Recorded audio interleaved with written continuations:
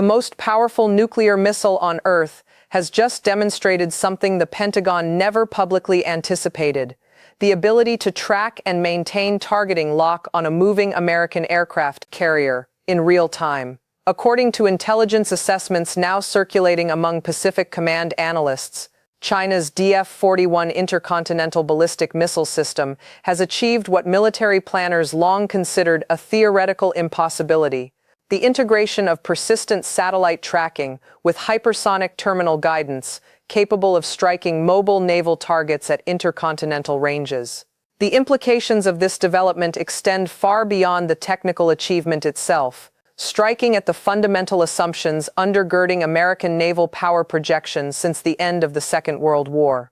For 7 decades, the aircraft carrier has represented the ultimate expression of American military reach, a mobile airfield capable of projecting overwhelming force to any corner of the globe while remaining effectively invulnerable to adversary targeting systems. The carrier battle group, with its layered defenses of escort destroyers, cruisers, submarines, and combat air patrols, was designed to operate with impunity in contested waters, delivering strikes against hostile territory while remaining beyond the reach of enemy weapons. This assumption formed the bedrock of American strategic planning across administrations and drove hundreds of billions of dollars in naval construction and force structure decisions. What Chinese military officials are now claiming, supported by imagery intelligence that American analysts are struggling to dismiss, suggests that bedrock may have begun to crack. The specific technical achievement involves the marriage of China's Yaogan satellite constellation with the guidance systems aboard the DF-41, creating what defense analysts describe as a kill chain capable of tracking carrier movements, calculating intercept solutions, and delivering warheads with sufficient accuracy to threaten ships previously considered untargetable by ballistic systems. This is not the first Chinese anti-carrier weapon to generate concern among American planners, because the DF-21D and DF-26 medium-range ballistic missiles have occupied Navy threat assessments for over a decade. But those systems, while concerning, operated at ranges requiring Chinese forces to first locate and track carriers within regional waters. The DF-41 represents something fundamentally different: an intercontinental system capable of threatening American carriers anywhere in the Pacific from launch sites deep within Chinese territory, beyond the reach of preemptive strikes or conventional deterrence. The question now consuming military strategists across Washington is not whether this capability exists in developmental form, but whether it has achieved operational reliability sufficient to alter the strategic calculus governing American force deployment in the Western Pacific. The answer to that question will determine whether the era of unchallenged American naval dominance is ending and what emerges to replace it. Understanding the significance of this development requires examining the technical architecture that makes carrier targeting at intercontinental range so extraordinarily difficult. The challenge is not merely one of missile accuracy, though that remains formidable, but of persistent tracking and real-time guidance updates against targets moving at 30 knots across millions of square miles of open ocean. A carrier traveling at flank speed covers roughly 35 nautical miles per hour, meaning that during the 30 to 40-minute flight time of an intercontinental ballistic missile, the target can relocate by more than 20 nautical miles from its position at launch.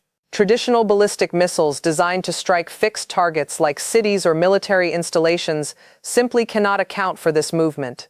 The warhead arrives at the coordinates programmed at launch, and if the target has moved, the weapon strikes empty ocean. The DF-21D, which Western analysts dubbed the carrier killer when it first appeared over a decade ago, addressed this challenge through terminal guidance systems capable of adjusting the warhead's trajectory during its final approach. Radar seekers aboard the warhead would activate during re-entry, locate the carrier against the ocean background, and steer toward the target during the final minutes of flight. But this system carried significant limitations. The relatively short range of approximately 1,500 kilometers meant carriers operating in the Central Pacific remained beyond reach. The warhead's re-entry speed, while fast, remained within the engagement envelope of Aegis missile defense systems designed specifically to intercept ballistic threats. and the system required initial targeting data from maritime patrol aircraft, over-the-horizon radar, or submarine reconnaissance, all of which could be degraded or destroyed in the opening phase of any serious conflict. What intelligence analysts are now observing with the DF-41 integration suggests China has solved multiple elements of this targeting problem simultaneously. The Yaogan satellite network, which has expanded dramatically over the past 5 years, now includes synthetic aperture radar satellites capable of detecting ship wakes and electromagnetic emissions regardless of weather conditions or time of day. These satellites, operating in coordinated formations, can maintain continuous coverage of carrier operating areas and transmit targeting updates to ground-based command centers. The data fusion centers then calculate intercept solutions, accounting for carrier movement, and transmit updated coordinates to DF-41 missiles either before launch or, more concerningly, during flight through data links that American electronic warfare has not yet demonstrated the ability to disrupt. The DF-41 itself represents China's most advanced strategic delivery system, capable of carrying multiple independently targetable re-entry vehicles to ranges exceeding 12,000 kilometers. Defense intelligence assessments indicate each missile can deliver up to 10 warheads, each capable of independent maneuvering during terminal approach. When configured for anti-ship operations, analysts believe the system substitutes conventional warheads equipped with active radar seekers for the nuclear payloads typically associated with strategic systems. The combination of multiple warheads per missile, maneuvering capability during re-entry, and terminal guidance updates creates a saturation attack problem that current missile defense architectures were never designed to address. Navy officials speaking on background to defense reporters have emphasized that American Aegis systems retain significant capability against ballistic threats and continue to improve through ongoing modernization programs. They point to successful intercept tests against medium-range ballistic missiles and express confidence that layered defenses combining standard missile variants, electronic warfare, and decoy systems can defeat Chinese anti-ship ballistic missiles. However, these same officials acknowledge that testing has not replicated the specific threat profile presented by DF-41 configured for anti-carrier operations. Multiple maneuvering warheads arriving at hypersonic velocities from intercontinental range, with real-time guidance updates continuing through terminal phase. The strategic implications extend beyond the immediate question of carrier vulnerability to encompass the entire American force posture in the Western Pacific. Aircraft carriers serve as the primary mechanism through which the United States projects power into the region, providing air superiority, strike capability, and political signaling across the network of alliances and partnerships that have maintained regional stability since the Korean War. If carriers cannot operate within the range necessary to conduct strike missions against Chinese territory during a conflict scenario, the fundamental logic of American deterrence in the region begins to unravel. Taiwan represents the most immediate strategic concern. American war planning for a Taiwan contingency has long assumed that carrier strike groups would deploy to waters east of Taiwan, conducting air operations against Chinese amphibious forces and providing defensive coverage for Taiwanese territory. The carriers would remain at sufficient distance from Chinese anti-ship ballistic missiles to complicate targeting while maintaining close enough proximity to conduct sustained air operations. This operational concept assumed a threat envelope limited to the range of the DF-21D and DF-26, roughly 2,000 kilometers from Chinese territory, whereas if the DF-41 can reliably target carriers at intercontinental range, this safe operating zone no longer exists. Carriers would be vulnerable whether positioned east of Taiwan or east of Hawaii. Japanese and South Korean defense officials have begun raising concerns through diplomatic channels about the implications for extended deterrence.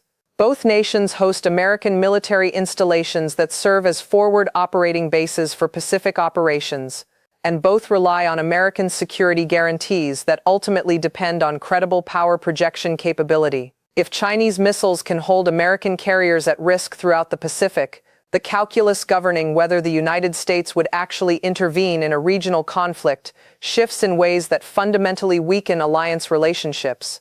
Officials in Tokyo have reportedly begun preliminary discussions about accelerating indigenous strike capability development, a significant departure from post-war defense doctrine that has long relied on American offensive power. The economic dimensions of this development remain equally consequential. Maritime trade through the South China Sea and Western Pacific constitutes the largest volume of global commerce, with trillions of dollars in goods transiting waters where American naval presence has historically guaranteed freedom of navigation. Insurance underwriters and shipping companies are now requesting briefings from defense analysts about the implications of potential carrier vulnerability for commercial operations in the region.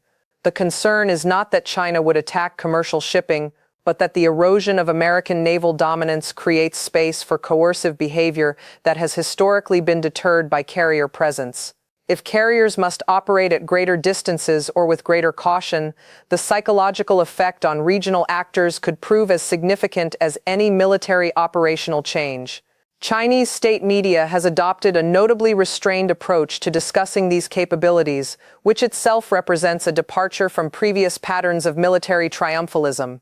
Rather than loudly proclaiming the ability to sink American carriers, official commentary has emphasized the defensive nature of Chinese strategic systems and the stabilizing effects of mutual vulnerability. This framing suggests Beijing recognizes that too aggressive a posture could accelerate American countermeasures or provoke preventive action during a window of remaining American advantage.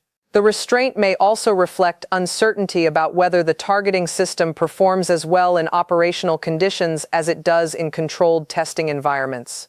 What remains genuinely unknown, and what American intelligence agencies are reportedly working to determine with significant resource allocation, is whether the DF-41 anti-carrier capability has achieved operational status or remains in developmental phases requiring additional testing and refinement. Satellite imagery intelligence showing targeting data transmission during carrier tracking exercises does not necessarily indicate the complete kill chain functions reliably under wartime conditions, with electronic warfare interference, defensive maneuvering, and the fog of actual combat operations. The system may represent a capability that will become operational within years, or it may already be deployed in forms that American intelligence has not fully characterized. This uncertainty itself creates strategic instability. American planners must now assume worst-case scenarios when positioning carrier forces, even if Chinese capabilities remain less than officially claimed. The assumption of vulnerability may prove as consequential as actual vulnerability in shaping force deployment decisions and crisis response options. Carriers that might have deployed forward during previous Taiwan Strait tensions may now remain at greater distances, signaling reduced commitment that Chinese planners could interpret as weakness or opportunity. The Pentagon has begun accelerating several programs that analysts believe represent hedging strategies against carrier vulnerability. Distributed maritime operations concepts envision spreading strike capability across larger numbers of smaller vessels rather than concentrating it in carrier groups. Unmanned surface and subsurface vehicles offer force multiplication without the vulnerability of large crewed platforms. Long-range strike weapons launched from land-based aircraft or submarines provide power projection that does not require carriers to operate within threat envelopes. But these alternatives remain years from full operational capability, creating a window during which American options may be more constrained than at any point since the end of the Cold War. The escalation dynamics surrounding this development carry their own dangers. China's achievement of credible anti-carrier capability could encourage more assertive behavior in regional disputes, testing whether the United States will risk carrier losses in scenarios short of direct attacks on American territory or treaty allies. Conversely, American efforts to restore deterrence credibility through force posture adjustments, alliance strengthening, or capability demonstrations could themselves be perceived as threatening by Chinese planners operating under their own worst-case assumptions. The risk of miscalculation rises when both sides operate with imperfect information about the other's capabilities and intentions. What happens next depends on decisions not yet made in Washington, Beijing, and capitals across the Indo-Pacific. Whether the United States accelerates alternative strike capabilities, repositions carrier forces, or doubles down on defensive modernization will shape the military balance for decades. Whether China exercises restraint with its new capability or tests its effectiveness through coercive pressure will determine whether the region experiences managed competition or spiraling confrontation. Whether allies respond by strengthening ties with Washington or hedging toward accommodation with Beijing will reveal whether the network of partnerships that has maintained stability proves resilient under pressure.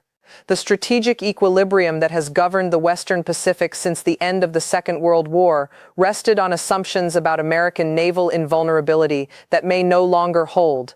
The aircraft carrier represented more than a weapons platform. It symbolized American reach, American commitment, and American willingness to project power in defense of allies and interests far from home shores. If that symbol has become a vulnerability, the entire architecture of regional security enters a period of uncertainty with no clear endpoint. The coming months will reveal whether this development represents a manageable evolution in military competition or a transformational shift in the balance of power. Satellite imagery will continue to be analyzed for evidence of Chinese testing and deployment patterns. Diplomatic cables will be scrutinized for signals of changing Allied confidence or Chinese assertiveness. Military exercises will be watched for adjustments in carrier operations and defensive postures. But the fundamental question of what happens when aircraft carriers can no longer operate with impunity remains unanswered, and the answer may determine whether the Pacific Century belongs to Washington, Beijing, or becomes contested ground where no power achieves dominance and instability becomes the permanent condition.